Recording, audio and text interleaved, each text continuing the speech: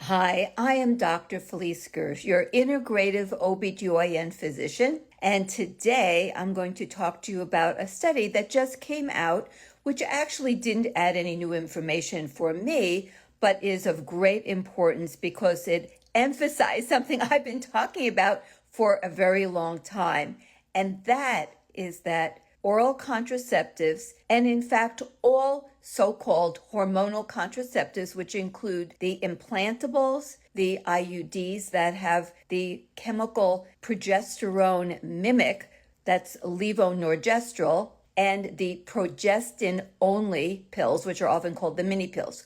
All of those hormonal contraceptives increase the risk of breast cancer 20 to 30%. Now, this has been minimized. There's been a lot of commentary coming out saying this is so minimal. Well, I guess it's amazing how they changed the context of what minimal means, because when the Women's Health Initiative came out 20 plus years ago, and that was using a totally different type of hormones that would never be found in a human body and that I would never use for menopausal therapy, the incidence of breast cancer fell into exactly the same range, and they made a gigantic deal about it. And yet we don't seem to be making any big deal about giving 13, 14, 15-year-olds and all the way up to 55-year-olds birth control pills.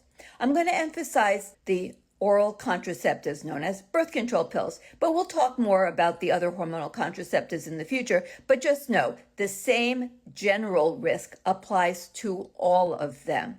So I have patients come in all the time and tell me they went to a different OBGYN in the past, and that particular doctor said, I'm going to put you on birth control pills to regulate your periods. What? There are no human hormones in any birth control pills. In fact, if you look at the ingredients, the estrogen type is almost always, with one exception, which is not better, is called ethinyl estradiol. The estrogen made by the ovaries is 17-beta estradiol. They kind of sound the same, but they are not the same. Remember, water is H2O. Hydrogen peroxide has just one extra oxygen. It's H2O2. One is good for you, one is poisonous to you. So you can't say that something that's mildly changed is going to be the same. It is not the same. So the first thing I want you to know is there are no human hormones in any birth control pills. And it's funny the way the word hormone is used. I wish I could just change its use so that the word hormone would only apply to a hormone which is found naturally in the human body. But they're using it for what really is an endocrine disruptor. An endocrine disruptor is any chemical, it could be natural as well as man-made, that will have one of a myriad effects on the hormonal endocrine system of the body. That means it can affect the production, the distribution, the receptor function, the degradation, the elimination, virtually anything that has to do with the way that hormone exists, or works in the human body is impacted in a negative way. That's an endocrine disruptor.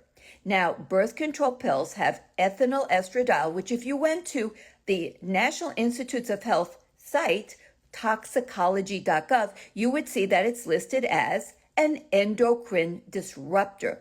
And the progestins, those are the make-believe or mimics, sort of, for the human hormone progesterone. They're not progesterone. They are called progestins. Progestin is a man-made word for a progesterone endocrine disruptor. And there's a variety of progestins within the family of birth control pills. But all of them are endocrine disruptors. And what is the purpose of a birth control pill anyway? It is to get rid of fertility. Well, as it turns out, fertility is a vital sign of female health during the reproductive years. It just is. Now, over and over again, I say, I am not for unwanted babies. I want conceptions to occur when they are wanted. So I am the first one to be honest and say, I don't have the perfect contraceptive. I don't. But the first step is we must understand what we're actually giving women. We will never get anything better. And we do have other methods that can be appropriate, especially in people who have, they can actually use multiple even barrier methods, and we'll talk more about them. So I do understand why women would take birth control pills. I hope that teen and young women in their 20s can try really hard to avoid them. They are not health pills. They do not have human hormones. They do not regulate the menstrual cycle. They get rid of the menstrual cycle. If you're on birth control pills, what happens to your ovarian function? Gone. If you measure the actual human hormones that are produced by the ovary, estradiol, progesterone, they will measure 0. Testosterone is significantly reduced, but it won't go to 0, in part because a significant amount of testosterone is derived from the adrenal gland, and a little bit may still come out from the ovaries, but not much. That's why there are some symptom benefits from birth control pills, like reducing acne and dealing with bad menstrual cramps or heavy bleeding. I get it, but we have other modalities that can help with all of that. And we do have other contraceptives. They may not be perfect for everyone, but it's important for every reproductive aged woman. And this goes down now. I'm talking about any person who has had a period for at least 12 months now. They're put on birth control pills very quickly. The dermatology societies say if you've had a period for 1 year, you can go on birth control pills to treat acne. Many girls get their period when they're 10. They would go on birth control pills when they're 11 or 12, and then they might be on them for the next 20 years or longer. And that's the entire bulk of the reproductive years. And during those years, many important things are happening. The brain isn't even fully formed until you're about 26. The musculoskeletal system until you're around 30 or so. And your cardiovascular system suffers. In fact, there's now published data that women who go on birth control pills in their teen years, and I'm sure this applies older, we just don't have that data because once girls get into their 20s, 90% of them are on hormonal contraceptives. So, but in the teen years, any young woman who goes on birth control pills will increase her lifetime risk of having a heart attack or stroke. And now you know it's also breast cancer. This matters. And I didn't even talk about cervical cancer. That is also, you can Google that. This came out, oh my gosh, about 20 years ago from the World Health Organization, that birth control pills definitively increase cervical cancer. We need to have better methods of contraception. We also need to recognize that what? The menstrual period is a vital sign of female well-being during the reproductive years. It's like a giant red flag about the health of a woman if she has irregular cycles, no cycles, bad cramps, heavy bleeding, bad PMS. That is not the on switch to turn off ovarian function. That should be the on switch to find out what's going on in that young person's body and work on it. The diet, fitness, stress, sleep, other environmental toxicants, other endocrine disruptors that are ubiquitous everywhere, plastics, pesticides, heavy metals, flame retardants, it goes on and on. But back to breast cancer. Why would this be happening? Because hormones, when they're in the beautiful rhythm of the menstrual cycle, are designed to prevent breast cancer. We have been so brainwashed that our beautiful natural hormones of the female menstrual cycle give women breast cancer. There are mechanisms to lower the risk of breast cancer. What gives young women breast cancer is most typically nutrient deficiencies from bad diets and chemicals in our environment. And now we know that includes birth control pills, endocrine disruptors. The birth control pills get rid of your cycles. They get rid of your ovarian function completely. And what does the menstrual cycle do to lower your risk of breast cancer? You have a spike of estradiol right before you ovulate. It's part of the mechanism to trigger ovulation. You get a spike of estradiol, then you get a spike of luteinizing hormone from the pituitary, then you ovulate. And then after you ovulate, you make all that beautiful progesterone. Well, the big surge of estradiol actually upregulates tumor suppressor genes to lower your risk of breast cancer.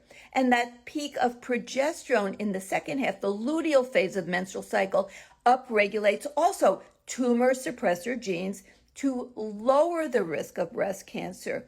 And think of it when you purge the uterine lining with that shedding, that menstrual period, you are also invisibly purging senescent, old, dead, inflammatory cells that may be precancerous. The body purges them. We call that apoptosis, programmed cell suicide. Only when you have this beautiful natural rhythm is this in play. Who has more breast cancer? Young women who have beautiful cycles or postmenopausal women who cease to have these rhythms? It's the postmenopausal women. So if you get rid of your beautiful hormones and your beautiful cycles when you're young, it's like accelerated aging. You want accelerated aging? Birth control pills increase blood pressure risk, hypertension. They increase blood clotting. They change the gut microbial population, the gut microbiome for the worse. They are pro-inflammatory. The normal, beautiful menstrual cycle, estradiol, when it's at a normal physiologic level, is anti-inflammatory when there's no reason to be inflammatory. Estradiol modulates or regulates the immune system. Real estrogen that's made from the ovaries, not endocrine disruptor, pretend estrogen, ethinyl estradiol in a birth control pill. That is pro-inflammatory along with the progestin. That's why it increases blood clots, increases blood pressure, and that's why you wouldn't give it to a smoker. You wouldn't give it to someone who just had a heart attack. You would not do that. You don't give it to old women because they're already inflammatory. So if they're not on proper hormones and etc. So guess what? You want to have those beautiful hormones. You want to have those rhythms because you don't want to be in accelerated aging, like inflammaging when you're young. You don't even want it when you're old, but you certainly don't want it when you're young. And putting women on birth control pills creates a pro-inflammatory state. Part of inflammation is to increase blood clotting, vasoconstriction, artery constriction, to raise blood pressure. That's all part of the survival mechanism. If you're traumatized, you're hemorrhaging, you're septic because you have a systemic infection, that can keep you from going into septic or hypovolemic shock. It can maintain your fluid volume by helping to maintain and increase your retention of fluid in your body. Your immune system becomes activated to fight infections, invading pathogens, and the platelets are activated so that if you're hemorrhaging from a laceration, you clot the blood so you don't bleed to death, or if you get an infection, you wall off the infection and create an abscess cavity so you don't have infection spreading everywhere in your body, which can kill you. So the inflammation response is life-saving, but only when you need it. When you're on birth control pills, you have it all the time at a low level when you don't need it, and it is bad for you. So I want this to be very clear. Birth control pills do not have hormones that are ever found in a human body. These are endocrine disruptors. They are not the hormones your ovaries make. You do not have cycles when you're on birth control pills, even if you bleed every month. That is real blood, but that is not a real cycle because you have no rhythms. You have no human hormones coming out of your ovaries. It's smoke and mirrors. Yes, you have bleeding, but it's chemically induced. It is not the bleeding from an ovulatory menstrual cycle, and it has totally different effects on every aspect of your body, including your breasts and your immune system, which over time increases your risk of breast cancer. Birth control pills are not health pills. Yes, we need contraceptives to allow us to control reproduction. We definitely need better ways to allow us to time our pregnancies. I don't want unwanted pregnancies, but we'll never change anything if we're not honest about what we're doing to women.